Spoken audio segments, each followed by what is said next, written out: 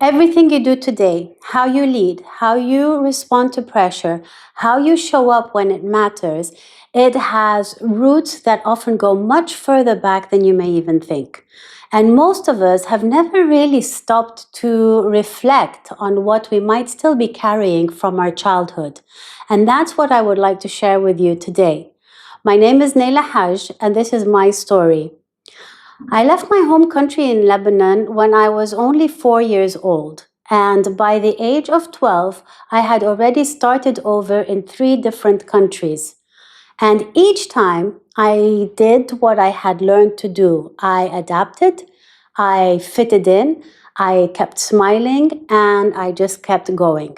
And over time, I became incredibly good at it. So good, in fact, that by the time I entered the corporate world, I had already spent years mastering how to perform on the outside while quietly ignoring whatever was happening on the inside. And somewhere along the line, I developed a belief. And that belief was that being strong and capable meant not stopping, meant to be constantly on, and not allowing anyone to see if I was ever struggling. And I learned and I believed that whatever I was feeling could wait.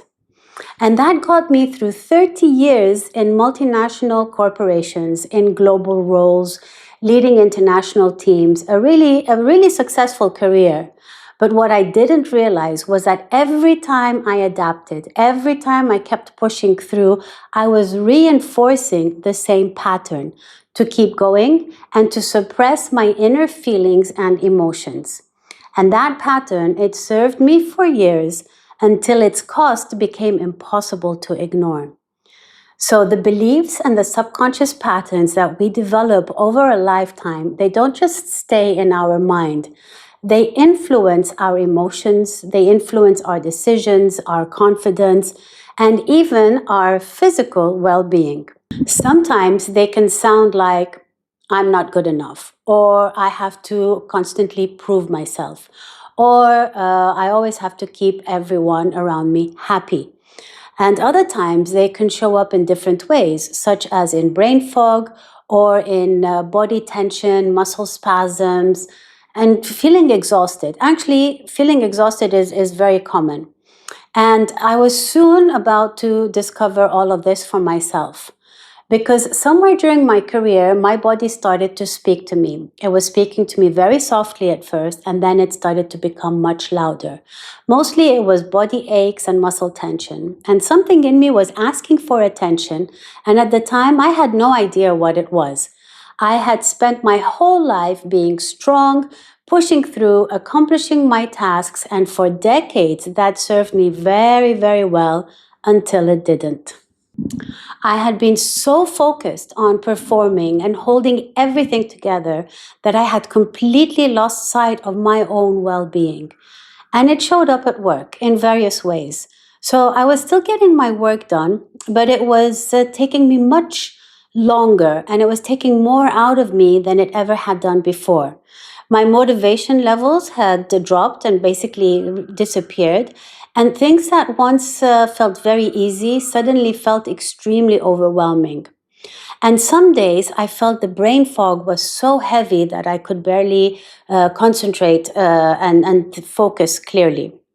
And I remember one particular incident, a promotion I was more than qualified for, but I didn't put my name forward.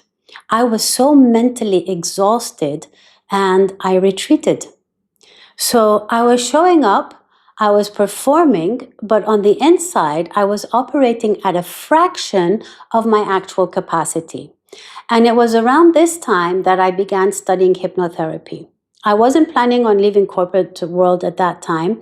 I was simply curious. And more important, I wanted to understand myself. So I had spent years knowing that I needed to slow down, but knowing and doing are two very different things, as we all can imagine. And I wanted to understand why. And what I discovered changed everything. What struck me the most through this whole process was that I had no idea of what I had been carrying. I wasn't walking around thinking I have unresolved grief or I've developed patterns that are affecting my life. I was functioning, I was achieving, and by every external measure, I was doing quite well. And I wasn't even aware of these patterns, the ones that influenced how I thought, how I felt, influenced the decisions that I made, and how I responded to pressure. Even how much of myself I was bringing to work every day. And as I continued my training with the subconscious mind, I began to understand something that changed the way I saw people forever. We don't respond to what's happening in front of us. We respond to everything that we have learned from what happened in our past, in our childhood days. And I realized I wasn't only responding to the pressures of the corporate life or my daily life, I was responding through patterns that I had learned much earlier on in life. Patterns that had once helped me to adapt, but were now actually limiting the way I was living. And that's when I understood the work I'm here to do, not just for individuals, but for organizations. Because the way people communicate, the way people lead or respond under pressure, the way they build relationships and the way they perform, that doesn't begin when they walk into the office. So these patterns, they were formed long before, through childhood, through life experiences, through relationships, and in the ways that we learned how to cope, how to survive, and how to belong. Today, I work with organizations and individuals.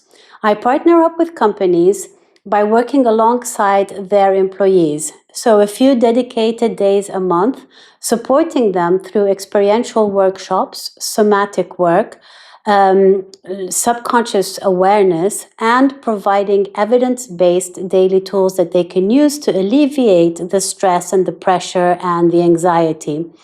I also offer confidential one-to-one therapeutic work with the employees. So organizations are investing more than ever in developing their people with leadership programs, with communication training, resilience workshops, and all of these have a very important place. But skills alone, they don't change the subconscious patterns that are driving the behavior. When those patterns remain unaddressed, people rarely bring the best of themselves to work.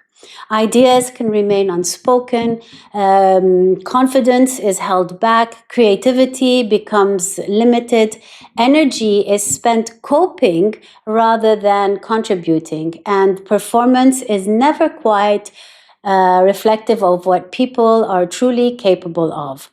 And it's not because people lack the talent or the commitment, but it's because something much deeper is quietly getting in the way.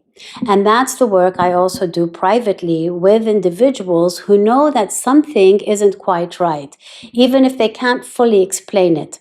And sometimes it shows up as burnout, sometimes it's recurring fears, persistent tension in the body, feeling of stuck. I hear that a lot. And often they're tired, that they've tried of everything that they can think of, but they can't put their finger on it to know what is not right. So together we work at the root cause of these patterns. And that way people can start to think clearer, they can lead more confidently, they can communicate more openly, and definitely build healthier relationships, and ultimately perform in a way that feels more sustainable and authentic. So that's the work that I'm here to do. If any part of my story resonates with you and you would like to continue this conversation, I'd be very happy to. And if you're an organization looking to support your employees beyond the traditional training by addressing the patterns that are quietly shaping leadership, communication, well-being, and performance, I would love to explore how we can work together. For now, thank you so much for watching this, and I do look forward to having more conversations.